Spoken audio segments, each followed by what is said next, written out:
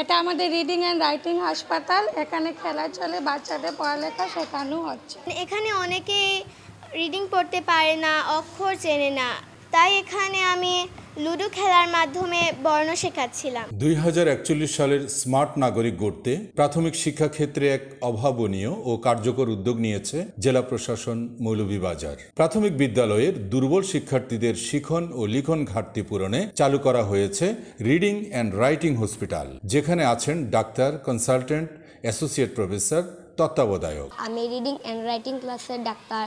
যারা পারে না তাদেরকে আমরা শিখিয়ে দিই। রিডিংয়ে দুর্বল শিক্ষার্থীদের শিখিয়ে দিচ্ছে সবল শিক্ষার্থীরা। আমি আমার সহপাঠীর কাছ থেকে খেলার মাধ্যমে পড়ালেখা শিখতে পারছি। লুডো সহ নানা শিক্ষা উপকরণের মাধ্যমে শিশুরা খেলার ছলে শিখছে অক্ষর, যুক্তাক্ষর, ইংরেজি ওয়ার্ড, অঙ্ক, পঠন ও লিখন। এই হসপিটালের কার্যক্রম হলো আমাদের গ্রুপ থাকে, 6টা গ্রুপ থাকে। প্রত্যেক দলে একজন করে দলনেতা থাকে। দলনেতা ওই বাচ্চাকে বানানো হয় যে পারে। শ্রেণীকক্ষের সামনে বিলবোর্ডে লেখা রয়েছে রিডিং অ্যান্ড রাইটিং হসপিটাল। আরেকটি কক্ষে লেখা রয়েছে reading writing hospital checking room. দক্ষতার প্রথম ধাপ অতিক্রম করছে তারা লাল দল থেকে সবুজ দলে এসে। ওইটা কি? আম।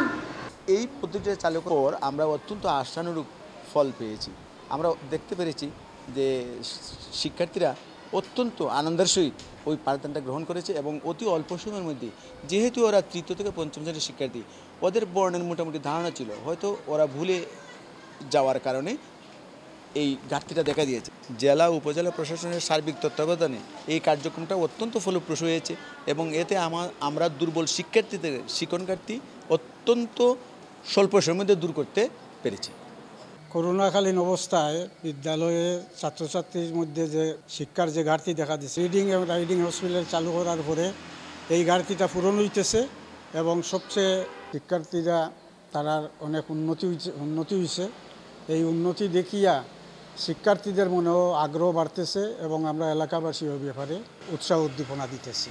এভাবে শিক্ষার্থীরা দুর্বলতা কাটিয়ে উঠছে। মৌলভীবাজার জেলার সুযোগ্য জেলা প্রশাসক ডক্টর উর্মি বিনতে সালাম স্যারের সুযোগ্য নেতৃত্বে আমরা রিডিং ও রাইটিং হসপিটালে কার্যক্রম পরিচালনা করছি।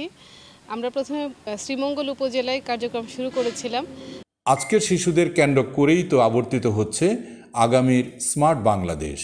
স্মার্ট শিক্ষার্থী থেকে স্মার্ট সিটিজেন, এবং এই স্মার্ট সিটিজেনদের হাতেই রচিত হবে স্মার্ট সোসাইটি। জাতির পিতা বঙ্গবন্ধু শেখ মুজিবুর রহমানের উন্নত, সমৃদ্ধ সোনার বাংলা। এই উদ্যোগটি শিক্ষক শিক্ষার্থীদের মধ্যে ব্যাপক সাড়া পেয়েছে, কারণ শিক্ষার্থীরা খেলার ছলে শিখছে এবং তাদের শিক্ষণ ঘাটতি দূর হচ্ছে।